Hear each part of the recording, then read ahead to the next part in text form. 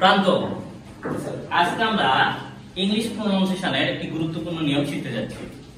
আচ্ছা, তুমি কি জানো শব্দের কোথায় ডব্লিউ থাকলে এই ডব্লিউ উচ্চারণ করতে হয় না? এই নিয়মটা কি তুমি জানো? জি স্যার, আমি জানি। আচ্ছা, নিয়মটা কি একটু দেখে দাও তো। এখানে কোন ওয়ার্ডের আর এর আগে ডাব্লিউ থাকলে ডাব্লিউ উচ্চারণ সাইলেন্ট থাকে, অর্থাৎ উচ্চারণ করতে হয় না। উচ্চারণ করতে হয় না। নিয়মটা কি তাহলে? কোন ওয়ার্ডে যদি আর এর আগে ডব্লিউ থাকে তাহলে সেই ডব্লিউ উচ্চারণটা সাইলেন্ট থাকে, অর্থাৎ এই ডব্লিউ উচ্চারণটা করতে হয় না। তাহলে উদাহরণগুলো একটু দেখে দাও তো।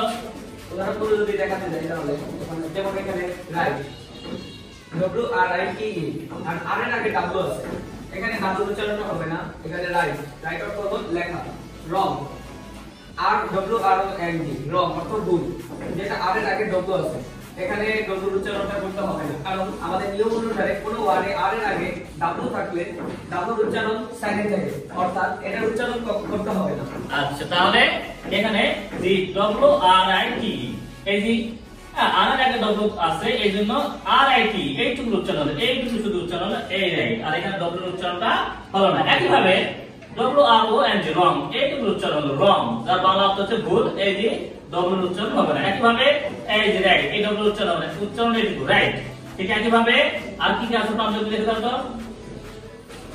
এরপর শব্দগুলো এরকম অনেক এক্সাম্পল আছে, যেমন রেন, রেন এই যে W R E N, rain, তাহলে এখানে আর এর আগে ডাব্লিউ আছে, এজন্য রেন অর্থ হলো ইংলিশ বিখ্যাত গ্রামার বিট।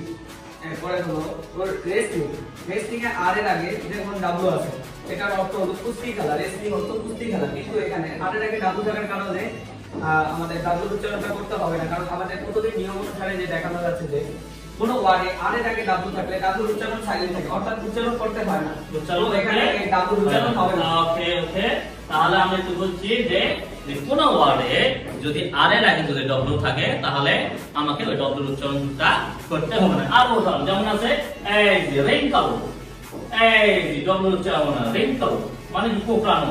আবার কি এই যে এই ডব্লিউ উচ্চারণ করতে পারে না, রেক, রেক বলতে ধ্বংস হয়, শিপব্রেক যেটা বলা হয়, যে সমুদ্রে যে শিপব্রেক হয়, জাহাজ ধ্বংস হয়ে যায়, এই সে রেক। তারপরে র্যাক, আবরণ, এই যে ডব্লিউ উচ্চারণ করতে হবে না, আর এ সি কে, র্যাক। ঠিক আছে, রাইট, বিকৃত হওয়া, এই যে ডব্লিউ উচ্চারণ হবে না।